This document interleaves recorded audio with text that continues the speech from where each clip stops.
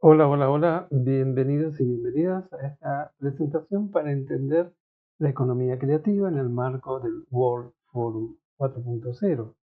Mi nombre es Gerardo Neugofsen, soy doctor en Administración de Negocios de Economía Creativa, tengo una larga trayectoria como investigador, como consultor, como docente y bueno, me alegra mucho poder compartir estas ideas para poder debatir y conversar sobre esto. ¿De qué trata esta presentación? Básicamente lo que pretendo es compartir con ustedes algunos hallazgos, algunas reflexiones sobre cómo a partir de ideas que todos tenemos y a través de actos y procesos creativos, las personas generamos básicamente cuatro elementos en el campo cultural, ¿sí? Primero son bienes tangibles, como por ejemplo artesanías, platos de comida típicos, cuadros, fotografías, etcétera, joyas, prendas de vestir. Luego tenemos los servicios que tienen que ver con la gestión cultural, con el diseño, con, por ejemplo, la programación, ¿sí? La programación de videojuegos, etcétera. Luego tenemos los contenidos, el guión, por ejemplo, de una película o el manuscrito de un libro o la programación propiamente dicha de un videojuego o de una realidad virtual. Y por último tenemos las experiencias, que ahora sí, puede ser una experiencia de realidad virtual, puede ser un concierto, puede ser una ruta turística, ¿sí? Todos estos elementos que además no son excluyentes entre sí, conforman la batería de oferta que podemos encontrar básicamente en el campo, sobre todo de las industrias culturales y creativas. Hasta aquí estamos en el ámbito de la creación y de la producción. Y todavía no hemos salido a ofertar todo esto, porque al momento que lo hagamos, y de esto trata esta presentación, lo que buscamos es que estos elementos que están en su estado puro, digamos, recién, digámoslo así, recién salidos del horno, ahora al salir a la sociedad, al salir al encuentro de los públicos, se van a poder transformar en hechos culturales y en hechos económicos y sociales también. Y entonces, de que esta presentación de lo que va a tratar de comprender cómo son estos, rápidamente estos procesos. A diferencia de la economía tradicional que se sustenta en activos tangibles, en el campo de la cultura básicamente nuestros principales activos económicos son cuatro: el conocimiento, la creatividad, la innovación, la cultura, la información, ¿sí? Cuatro o cinco o más tal vez. Estos elementos son lo que la materia prima para el sector de la construcción puede ser el hierro o el cemento, o para el sector de la gastronomía puede ser las papas y los tomates, ¿sí? Para el campo de la cultura, lo que da sentido y forma y transformación de ideas en elementos concretos, estos son los activos que van a poder generar economía. Esto tiene que ver entonces con pensar que la forma en que se crea valor, sobre todo económico, en el campo cultural es muy diferente a cómo se crea valor económico en otros sectores productivos de la sociedad. Hablamos aquí de una economía de redes, una economía de símbolos, ¿sí? Mercados de redes, mercados de símbolos, dado que en este sector esta no es una economía de entradas y salidas, y de inputs y outputs en inglés. Y tampoco es una economía en donde compro o fabrico barato y vendo caro, ¿sí?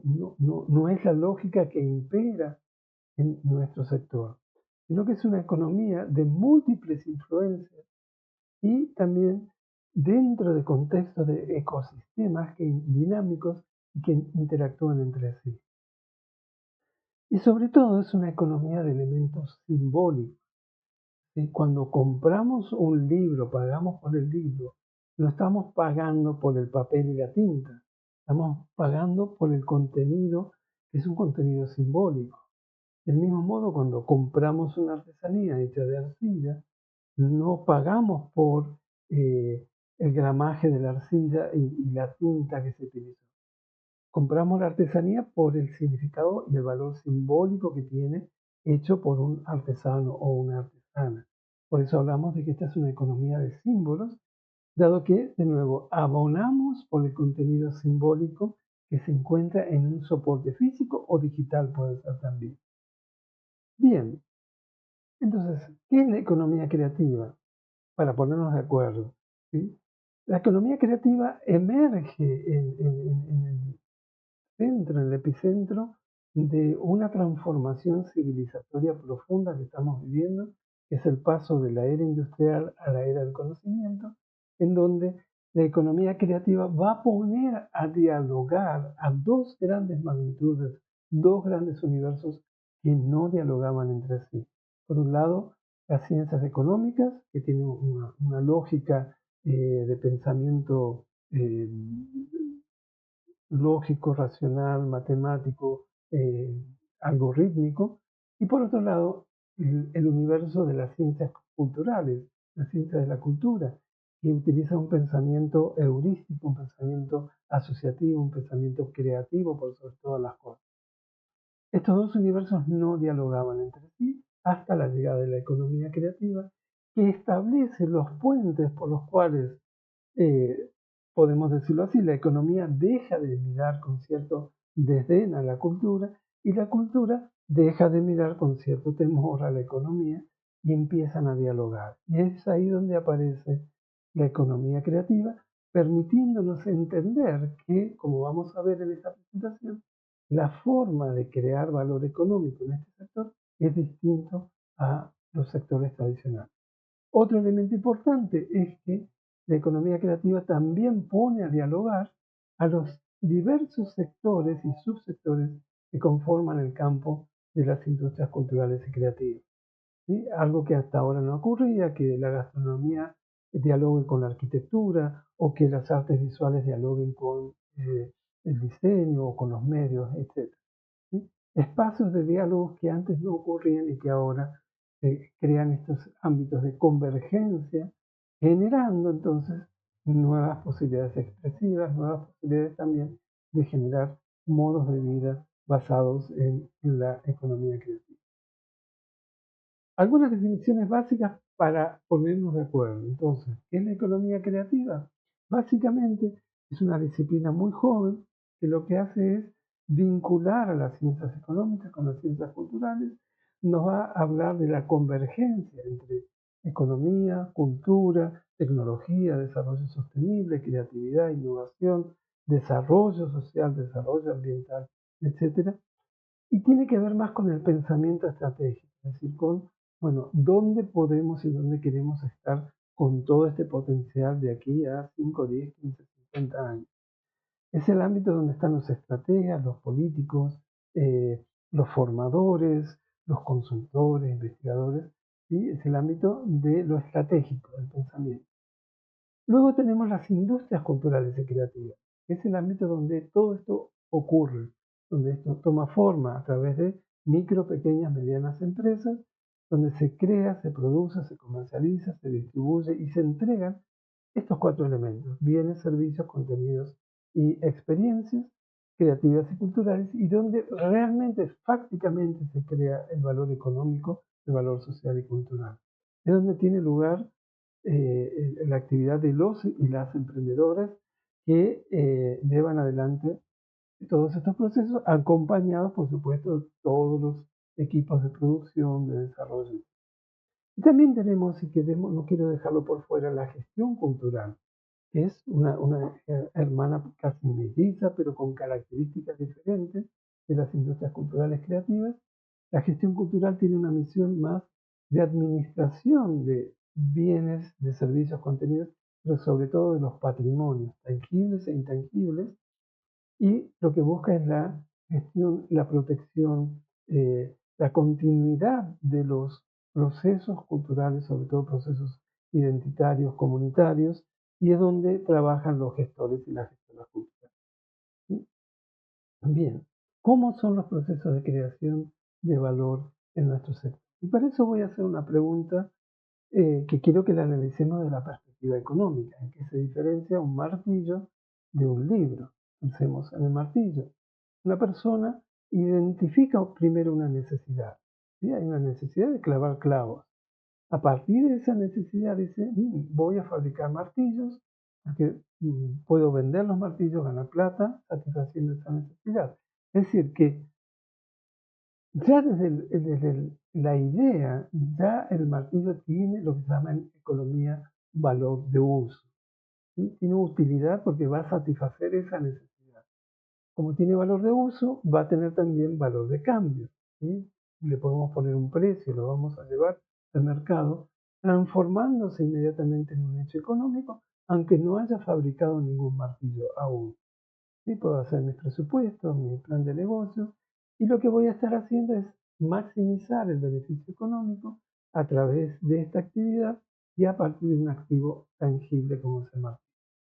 Un dato importante es que, como en toda la economía tradicional, la demanda es la que determina la oferta y la necesidad de clavar clavos es la que determina la oportunidad de fabricar martillos, venderlos. ¿Qué pasa en el campo de la cultura? Para eso los invito a pensar en el escritor colombiano Gabriel García Márquez. En el año 1964 estamos en su casa, que estaba viviendo en la Ciudad de México con su esposa, sus hijos, y está en esa foto terminando de escribir Cien años de soledad, una de sus obras cumbre. ¿Sí? ¿Qué ocurre en el momento que García Márquez pone el punto final a Cien años de soledad en ese momento? ¿Sí? ¿Tiene valor de uso? ¿Tiene valor de cambio en ese momento? Lo único que tenemos, lo único que tiene García Márquez en sus manos en ese momento es el resultado de un acto creativo. Es un manuscrito escrito prácticamente a mano en las máquinas de escribir antiguas, que no tiene en ese momento valor de uso porque nadie necesita 100 años de soledad, por lo cual no tiene tampoco valor de cambio, no tiene valor económico en ese momento. Sin embargo, entonces, ¿qué es lo que tiene que ocurrir y cuándo se convierte ese acto creativo en un hecho económico y en un hecho cultural? ¿Qué es lo que va a ocurrir para que se transforme en el éxito editorial que todos conocemos, venta de millones de ejemplares en todo el mundo, en todos los ritmos? Lo cual nos lleva a la pregunta, ¿qué necesidades humanas satisface la cultura? ¿Sí? Porque el martillo claramente satisfacía la necesidad humana de clavar clavos. Eh, el carro, el automóvil satisface la necesidad de transportarse y así, pero ¿qué necesidades humanas satisface la cultura? ¿Cuáles son los valores que genera la cultura con su actividad a partir de esos activos intangibles como la creatividad, la innovación, la cultura, el conocimiento? Otro dato importante es que en el campo cultural, el campo de las industrias culturales, la oferta antecede a la demanda. ¿Sí? García Márquez, no, si bien hay por supuesto creadores que crean por demanda, pero la mayor parte de la creatividad humana que se manifiesta en estos ámbitos nace del deseo del creador o de la creadora, o de la conversión de un patrimonio en un bien valioso. ¿Sí? Si entramos a una librería vamos a encontrar cientos de libros de los cuales no teníamos ni noticia. Y hay una oferta mucho mayor o anterior a la demanda. Entonces la pregunta, si existen los mercados de economía creativa, si existe el mercado de la música, del arte, de los videojuegos, de la artesanía, de la joyería, etc., es porque existe una necesidad previa. No hay ningún mercado en la historia de la humanidad que haya existido si no había antes una necesidad. La pregunta es, ¿cuál es esa necesidad? Bien. ¿Sí? Entonces ahí es donde modificamos, es interesante modificar el modelo de pensamiento y nos vamos a un economista de origen chileno que se llamó Manfred Max Neef, que falleció hace pocos años, que ha desarrollado este modelo que se llama desarrollo, el modelo de economía a escala humana, muy interesante para analizarlo. Es un modelo económico que pone al ser humano en el centro del desarrollo económico, pero lo importante aquí es que Manfred Maximus dice, no hay necesidades infinitas, sino que hay 9 necesidades fundamentales.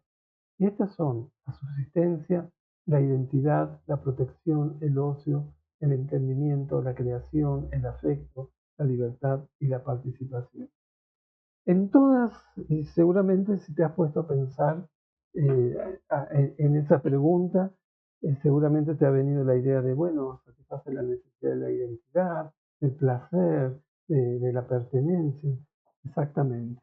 Entonces, vemos cómo cambiando el paradigma de pensamiento económico, encontramos que en este análisis la cultura satisface necesidades fundamentales del ser humano que tienen que ver justamente con la pertenencia, la participación, la libertad, el afecto, la creatividad, el entendimiento, el conocimiento, el placer, el ocio, el entretenimiento, la identidad, por supuesto.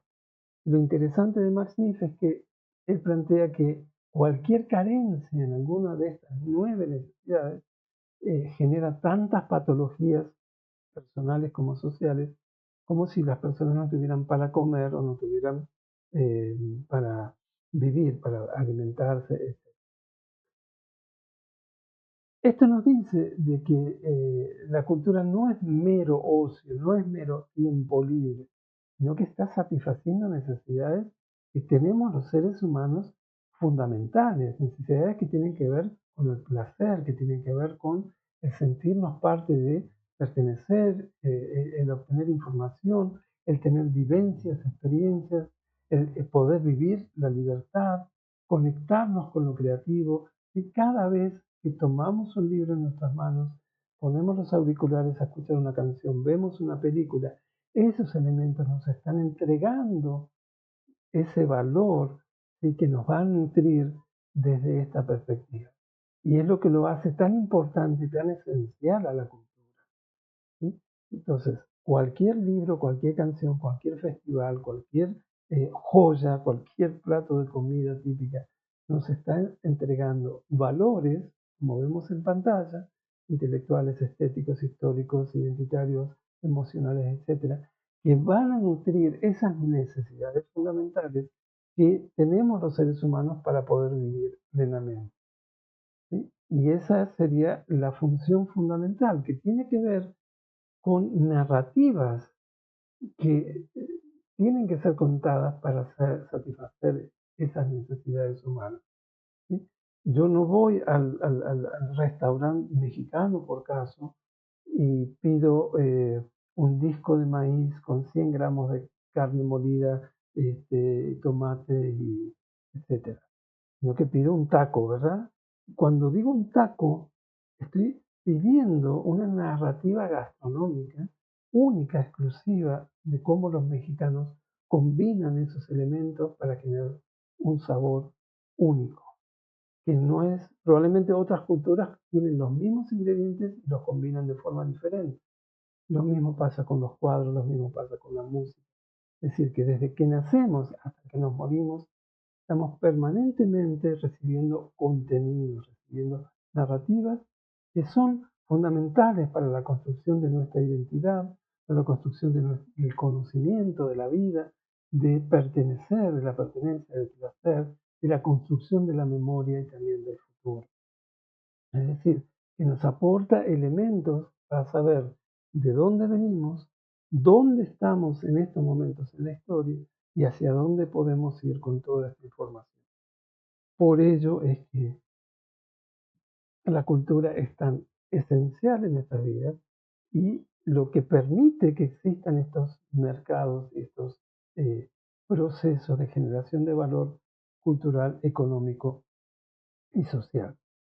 Por último, vamos a ver cómo opera esto en la práctica, cómo la cultura crea ecosistemas dinámicos de economía y de desarrollo social y cultural.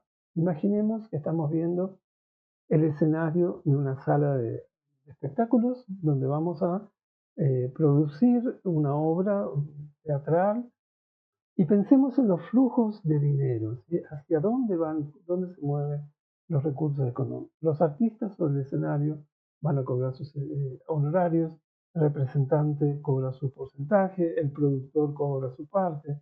Si hay venta de audiovisuales también, los derechos autorales generan también ingresos. Eso ocurre sobre el escenario. Vamos un poquito para atrás, vamos ahora a la sala de teatro.